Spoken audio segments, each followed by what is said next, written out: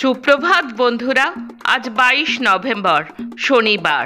শুরু করছি চিন্তনের মুখ্যবার্তা। আজকের মুখ্যবার্তার বিশেষ বিশেষ বিভাগগুলি: আন্তর্জাতিক সংবাদ, দেশের সংবাদ, রাজ্যের সংবাদ, বিজ্ঞান, প্রযুক্তি, পরিবেশ ও স্বাস্থ্য সংবাদ এবং খেলার সংবাদ। আন্তর্জাতিক সংবাদ।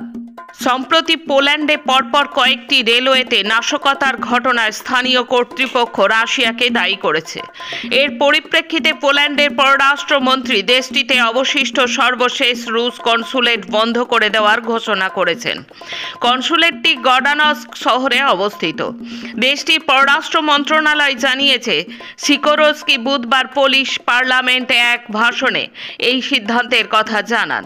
তিনি আরও বলেন, পোল্যান্ড রাশিয়ার সঙ্গে কূটনৈতিক সম্পর্ক ছিন্ন করার কোনো ইচ্ছা পোষণ করে না, কিন্তু কনসুলেট বন্ধের প্রতিক্রিয়ায় রাশিয়ার পররাষ্ট্র মন্ত্রণালয়ের মুখপাত্র জানান, মস্কো একই পদক্ষেপ নেবে এবং রাশিয়ায় পোল্যান্ডের কূটনৈতিক কনসুলেটের উপস্থিতি কমিয়ে দেবে। ক্রেমলিনের মুখপাত্র বলেন, পোল্যান্ডের সঙ্গে আমাদের সম্পর্ক পুরোপুরি খারাপ হয়ে গেল। তুরস্কের প্রতিরক্ষা শিল্পে নতুন দিগন্ত উন্মোচন হচ্ছে। নিজেদের প্রযুক্তি এবং উদ্যোগে নির্মিত পঞ্চম প্রজন্মের স্টেলথ যুদ্ধবিমান কান বা TFX-কে আরও উন্নত করার কাজ শুরু করেছে আঙ্কারা। এই পদক্ষেপ তুরস্কের আঞ্চলিক এবং বৈশ্বিক প্রতিরক্ষা সক্ষমতা আরও শক্তিশালী করবে বলেই মনে করছে আন্তর্জাতিক দুনিয়া।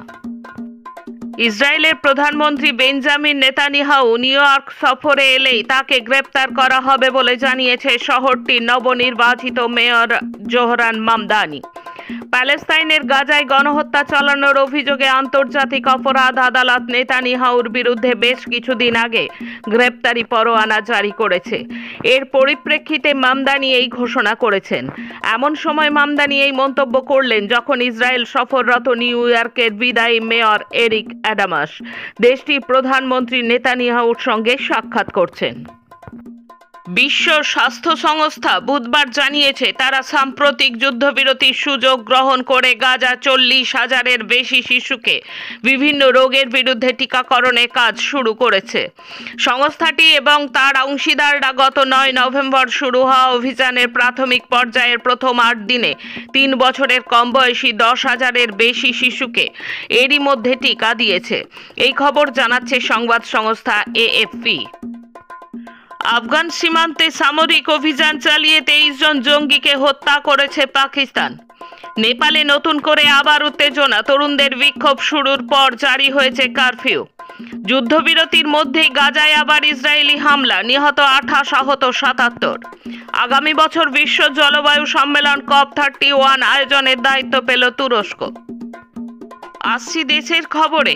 শুক্রবার সকাল 10:08 ভূমিকম্পে আতঙ্ক ছড়ালেও ভারতের কোথাও কোনো প্রাণহানির খবর নেই। তবে ভূমিকম্পের কেন্দ্রস্থল বাংলাদেশে ব্যাপক ক্ষয়ক্ষতি হয়েছে।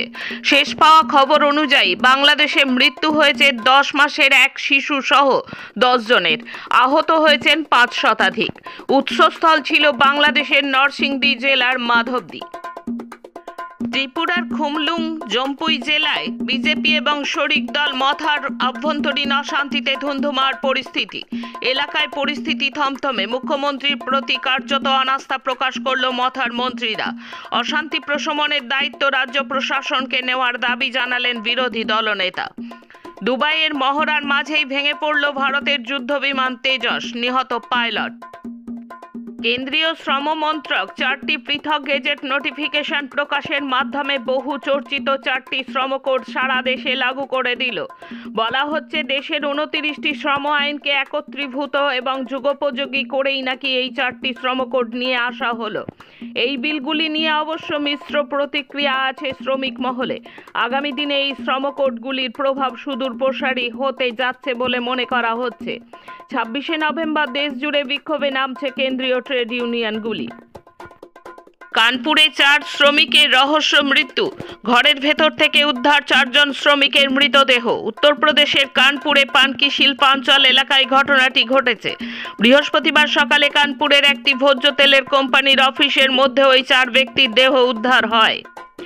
RBI অফিসার পরিচয় দিয়ে বেঙ্গালুরুতে লুট 7 কোটিরও বেশি টাকা। মহিলাদের বিপুল সমর্থন নিয়ে ক্ষমতায় এলেও নীতিশ কুমারের মন্ত্রিসভায় প্রতিনিধিত্বের প্রশ্নে ফের ব্রাত্য মহিলারা। নীতিশকে নিয়ে মোট 27 জন মন্ত্রগুপ্তির শপথ নিলেও মহিলা ছিলেন মাত্র 3 জন। অন্যদিকে কেন্দ্র কিংবা বিজেপি শাসিত রাজ্যের মন্ত্রিসভায় স্থান না পেলেও নীতিশের মন্ত্রিসভায় অবশ্য একজন মুসলিম প্রতিনিধি রয়েছেন। এখন রাজ্যের খবর। পশ্চিমবঙ্গ এবং ঝাড়খণ্ড জুড়ে কয়লা পাচার কাণ্ডে একযোগে 42টি জায়গায় তল্লাশি চালাচ্ছে ইডি। এদিন সকাল থেকে কলকাতা ও তার আশেপাশের বিভিন্ন জায়গায় হানা দিতে শুরু করেছে কেন্দ্রীয় তদন্তকারী সংস্থা। কলকাতা, দুর্গাপুর, পুরুলিয়া এবং হাওড়া সহ রাজ্যের প্রায় 24টি জায়গায় হানা দেয় ইডি। পাশাপাশি ঝাড়খণ্ডের 18টি জায়গায় চলছে তল্লাশি। ইডি সূত্রে খবর, হানা দিয়ে বিপুল পরিমাণে টাকা, গয়না তারা বাজেয়াপ্ত করেছেন। এ রাজ্য থেকে প্রায় 1 কোটি টাকা বাজেয়াপ্ত করেছে কেন্দ্রীয় তদন্তকারী সংস্থা। পাচারের আগে প্রচুর বন্দুক ও কার্তুজ, বিপুল পরিমাণে জাল নোট উদ্ধার করল পুলিশ। চাঞ্চল্যকর ঘটনাটি ঘটেছে মুর্শিদাবাদের বহরমপুরে। ঘটনায় এক মহিলা সহ 2 জনকে গ্রেপ্তার করা হয়েছে। ওই অস্ত্র বিহারের মুঙ্গের থেকে পাচারের জন্য নিয়ে আসা হয়েছিল বলে প্রাথমিক অনুমান পুলিশের। ধৃতদের থেকে 8টি 7.65 মিমি পিস্তল, 110 রাউন্ড গুলি ও 16টি কার্তুজ উদ্ধার করা হয়েছে। উদ্ধার হয়েছে 10,000 টাকার জাল নোট। ধৃত মোজাম্মেল মণ্ডল ও মনিকা বিবির বাড়ি মুর্শিদাবাদের জলঙ্গি থানার ঘোষপাড়ায়। এদিনই ধৃতদের বহরমপুর আদালতে তোলা হয়েছে। ধৃতদের 10 দিনের পুলিশ হেফাজত চেয়ে তদন্তকারীরা আবেদন করেছেন বলে খবর। কলকাতা মেডিকেল কলেজে অ্যানাটমি বিভাগের প্রধানের বিরুদ্ধে শ্লীলতাহানি ও হেনস্থার অভিযোগ জানান প্রথম বর্ষের ছাত্রী। প্রথমে কলেজের ছাত্র ইউনিয়নের কাছে অভিযোগ জানান ওই ছাত্রী। পরে ইউনিয়নের উদ্যোগেই ছাত্রছাত্রীরা বিক্ষোভ দেখান। বৃহস্পতিবার বেলা 12টা থেকে প্রিন্সিপালের ঘরের সামনেই চলে বিক্ষোভ কর্মসূচি। এই বিষয়ে ছাত্রছাত্রীরা ডেপুটেশন দেন এদিন। তারা দাবি করেন, এর আগেও সংশ্লিষ্ট অধ্যাপকের বিরুদ্ধে এমন অভিযোগ প্রকাশ্যে এসেছে।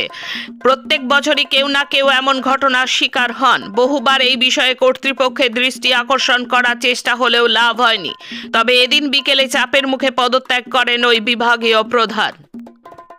মানুষকে নর্দমায় নামিয়ে সাফাই করানো মানবাধিকার লঙ্ঘন। 4 শ্রমিকের মৃত্যুতে নতুন তদন্তের নির্দেশ হাইকোর্টের। কলকাতায় ম্যানহোলে 4 শ্রমিকের মৃত্যুর ঘটনায় নতুন করে তদন্তের নির্দেশ দিল হাইকোর্ট। পুলিশের তদন্তে অসন্তুষ্ট আদালত। মৃতদের পরিবারকে 30 লক্ষ টাকা ক্ষতিপূরণের নির্দেশ দিয়েছে হাইকোর্ট। আদালত জানায়, ওই শ্রমিকদের মৃত্যু শুধু একটা দুর্ঘটনা নয়, বরং প্রশাসনিক ব্যর্থতা। ওই ঘটনায় আইন ভাঙা হয়েছে, মানুষের প্রাণকে তুচ্ছ করে দেখানো হয়েছে। আদিবাসী কিশোরীকে দল বেঁধে ধর্ষণ, শ্লীলতাহানি ও ভীতি প্রদর্শনের অভিযোগে 6 জনকে গ্রেপ্তার করেছে আউসগ্রাম থানার পুলিশ। বিজ্ঞান, প্রযুক্তি, পরিবেশ ও স্বাস্থ্য সংবাদ।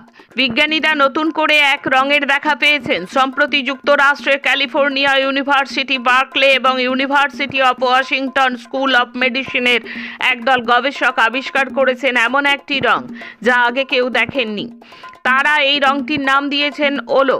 তবে এই রং আমাদের দৃষ্টিসীমার বাইরে, অর্থাৎ এটা আমরা খালি চোখে দেখতে পাবো না। বিজ্ঞানীরা ওজো নামে একটি প্রযুক্তি উদ্ভাবন করেছেন, যার মাধ্যমে ওলো রং দেখা সম্ভব। পাবলিক ইন্টারেস্ট রিসার্চ গ্রুপের প্রতিবেদন অনুসারে 2014 সাল থেকে বিগত দশকে বিশ্বজুড়ে প্রায় 13 কোটি পাউন্ড ই-বর্জ্য তৈরি হয়েছে। এই ই-বর্জ্য বৃদ্ধির একটি প্রধান কারণ হলো ইলেকট্রনিক ডিভাইস নির্মাতা প্রতিষ্ঠানগুলোর সফটওয়্যার আপডেটের জন্য অনেক সময় ফ্রি সাপোর্ট বন্ধ করে দেওয়া, যার ফলে গ্রাহকরা নতুন ডিভাইস কিনতে বাধ্য হন। এর কারণ, মাইক্রোসফটের মতো কোম্পানিগুলো তাদের পুরনো সফটওয়্যার বা ডিভাইসের জন্য ফ্রি সাপোর্ট বা আপডেট বন্ধ করে দিলে ব্যবহারকারীরা নতুন ডিভাইস কিনতে বাধ্য হন। উইন্ডোজ 10-এর মতো পুরনো অপারেটিং সিস্টেমের জন্য সাপোর্ট বন্ধ করে দেওয়ার কারণে কম্পিউটারগুলো আরও ঝুঁকিপূর্ণ হয়ে উঠছে, যা ব্যবহারকারীদের নতুন ডিভাইস কিনতে উৎসাহিত করছে এবং ই-বর্জ্য বাড়াচ্ছে। এসে খেলার খবর।